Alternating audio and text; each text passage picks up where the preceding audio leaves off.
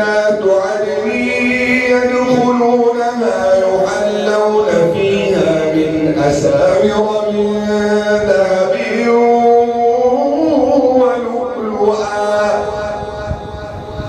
ولباسهم فيها حرير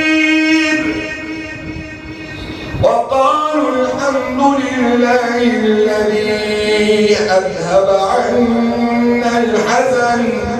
إن ربنا لغفور شكور.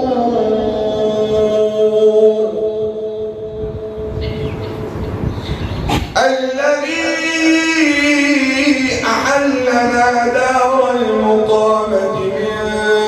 فضله لا يمسنا فيها نصب ولا يمسنا فيها نصب